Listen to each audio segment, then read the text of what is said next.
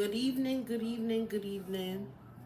I had to cover this up because it doesn't represent me or my businesses, and it's going to, um, you know, it doesn't match this message right here. So, good evening. This is your girl, Lovely Lisa. Um, if you do not know, I am a personal development coach and business coach. I'm here helping people win in life and start big businesses. So today, um, I'm going to come on here and talk about the topic of jealousy versus envy.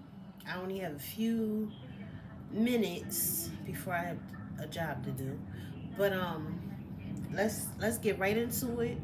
I may share some stories, I may not. I don't know. Depends how I feel. So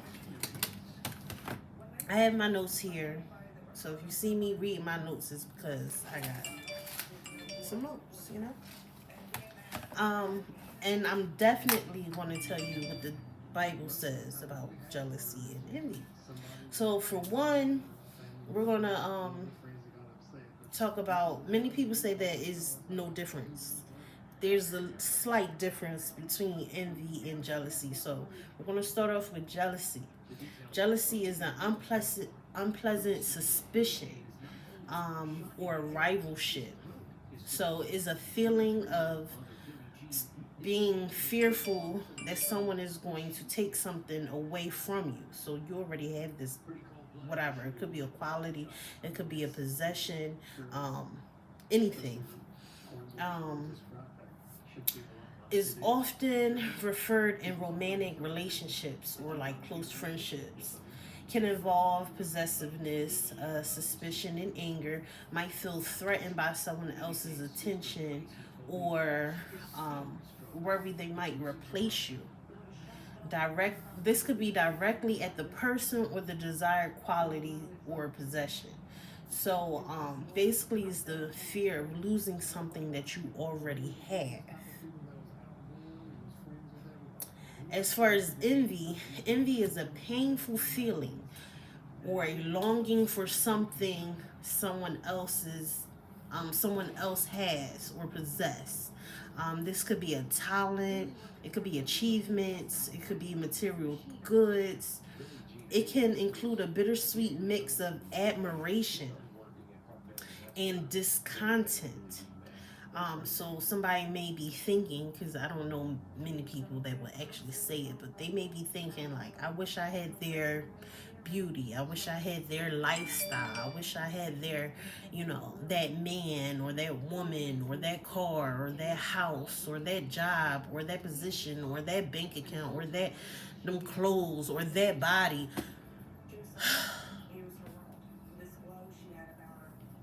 So is a negative emotion. Now Google says it's just gonna show.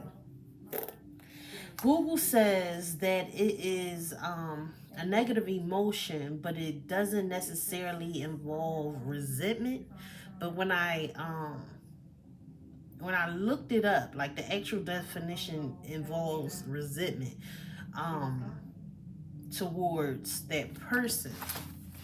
So when you say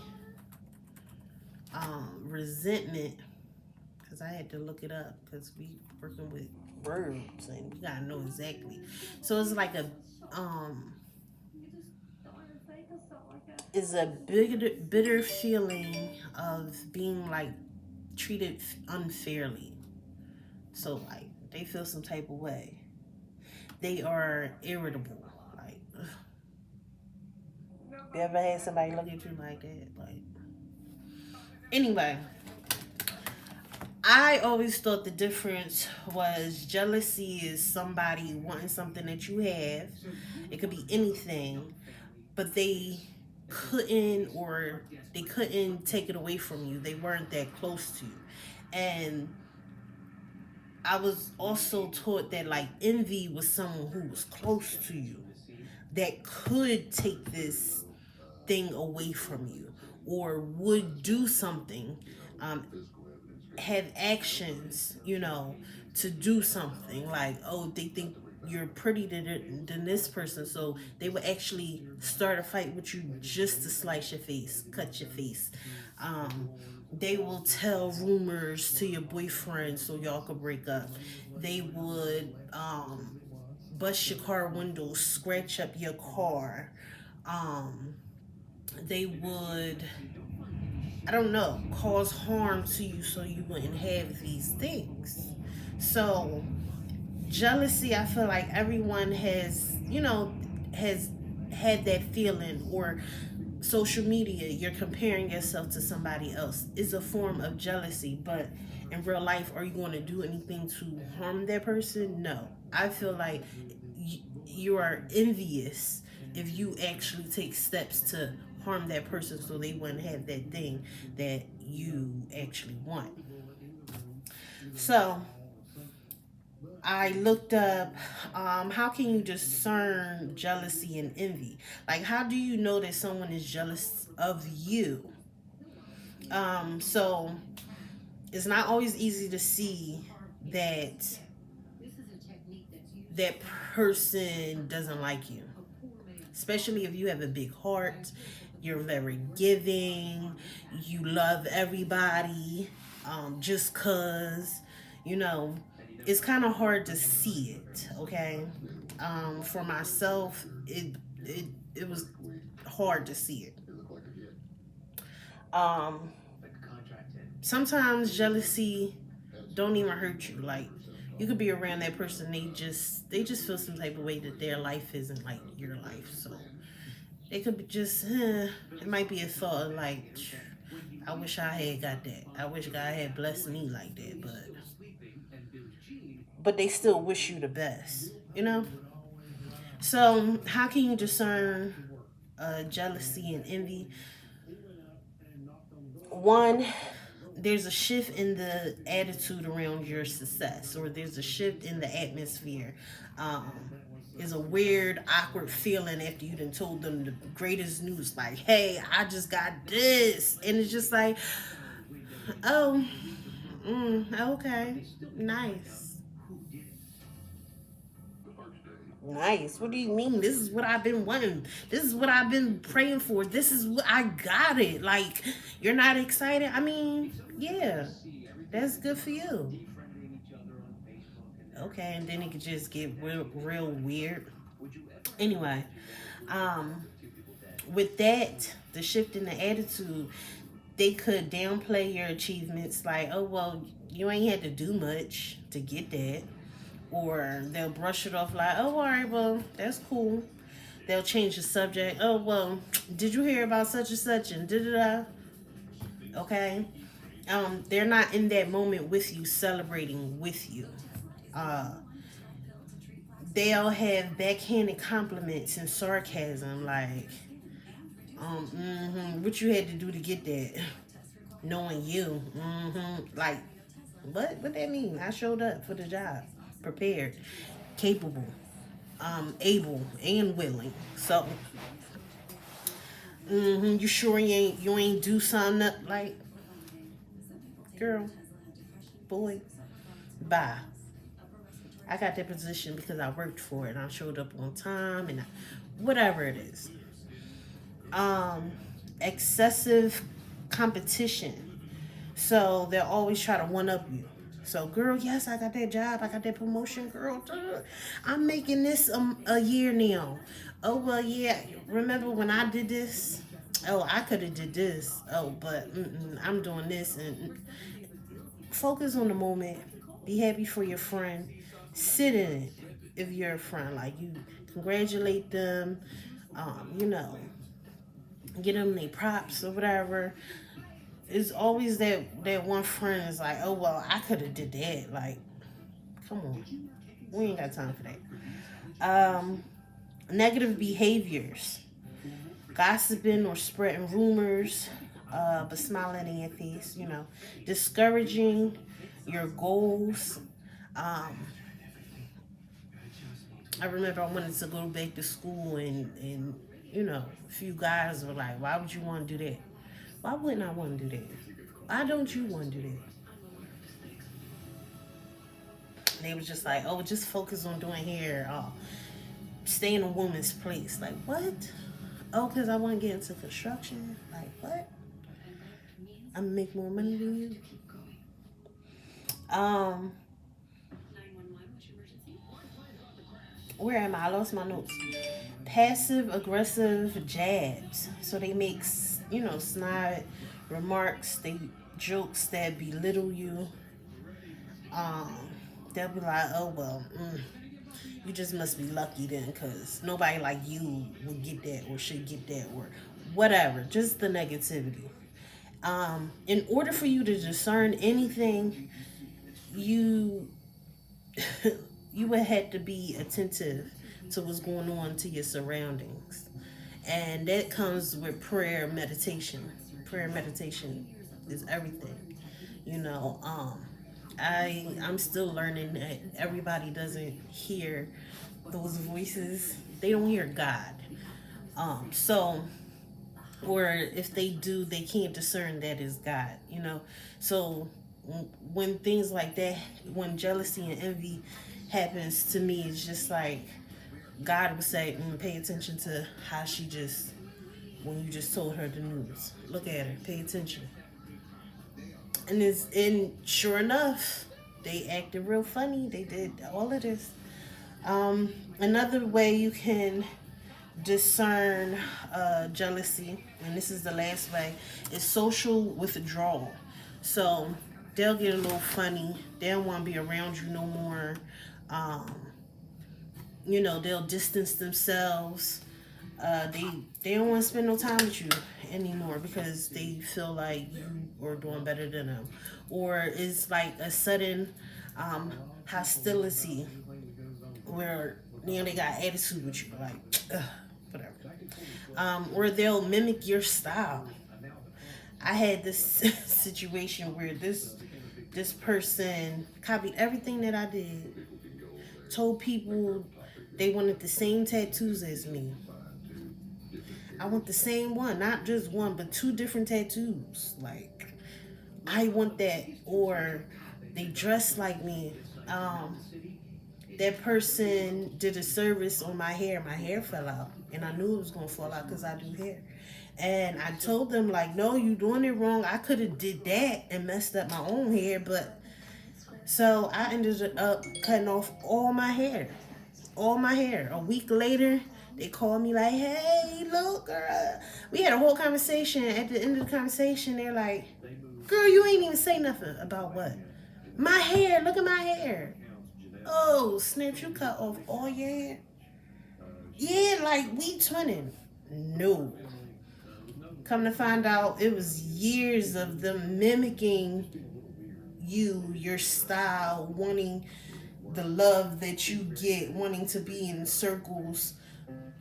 That's scary. That's some fatal attraction type stuff. So I had to get out of that. That was crazy. Um, so then it's like you got to think about these people, analyze everything. Are these people always unhappy or always criticizing people? Or do they always have a competitive personality? Is it just you, or that's just how they are? And are they going through a tough time in their own life? So how do you deal with jealousy? Say you are jealous of someone. Um, the Bible suggests that you focus on gratitude for God's blessings. So focus on the things that you already have, that you are blessed. You shall be blessed forever and ever and ever. And if you focus on yourself and realize all the blessings all around you, it kind of blocks out you thinking about what somebody else has. And just develop a loving and content spirit. So be okay with what you have. Um, 3 ways you can also deal You could confront them in a nice way, saying, "Hey, every time I tell you this, have an adult conversation. Only if you can. If you're mature enough, if they're mature enough. Me, I say cut them off. I'm quick to cut somebody off. What you cut? I'm getting better at that though. So everybody you can't cut off. Like certain people, I'm not cutting off because I love them till death, do us part, and I know that they're not going to harm me in any way. Like they're not going to take that to another, or that's just them. It's like whatever. But the best way is to focus on yourself, focus on your well-being, surround yourself with supportive people. Now, what does the Bible say? So the Bible discourages any jealousy and envy. It says that jealousy and envy are sins that can lead to destructive behaviors. You could read Proverbs 27:4. I'm not going to read it because you could look it up. But it implies that jealousy makes us miserable and ungrateful for our own blessings. Um, Envy is wanting what others have, and envy focuses on what others possess, fostering a desire to take it away or diminish their good fortune. Romans 13:13. What does Romans 13:13? Because I just wrote it down, but I didn't. Let us walk honestly as in the day, not in rioting and drunkenness, not in chambering and wantonness, not in strife and envying.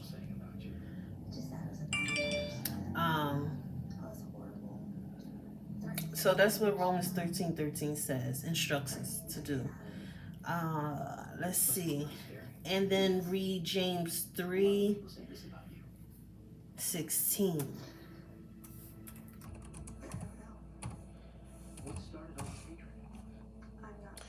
For where jealousy and selfish ambition exist, there will be disorder in every vile practice. Excuse me. The Bible also says unchecked jealousy can lead to resentment. This is just like an overview. It's not like it actually says these things. Unchecked jealousy can lead to resentment, violence, and other sinful actions. So, are you checking it within yourself, making a note of it, and going about that way, or are you checking it with that other person? Because sometimes they might not even know what they're doing. So, and if they love you, they'll be more aware, more conscious of what they're doing, especially if it's hurting you.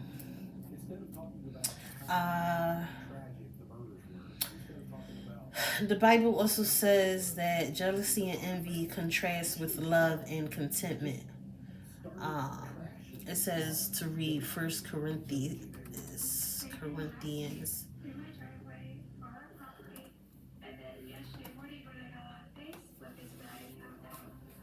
Oh, I didn't write the verse. I didn't write the verse or the chapter.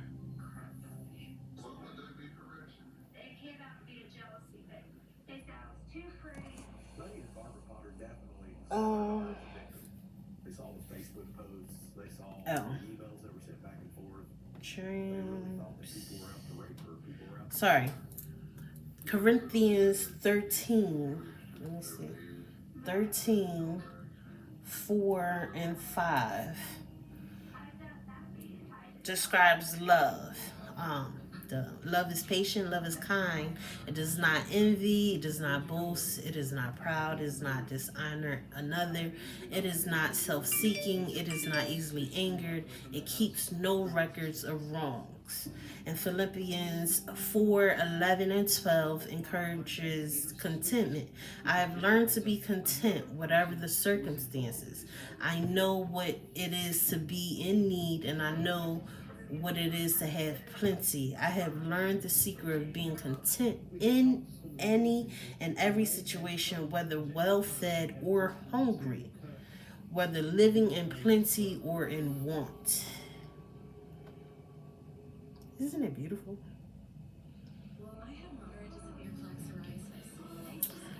So, yeah, everybody has experienced it. I'm already at 20 minutes. I'm off this joint. I pray that you are happy, healthy, wealthy, free, and protected. Most of all, I pray that you are grateful and content with your own life, and that you are not envious or jealous of anybody else, because God loves you, and He blesses you in different ways. See y'all.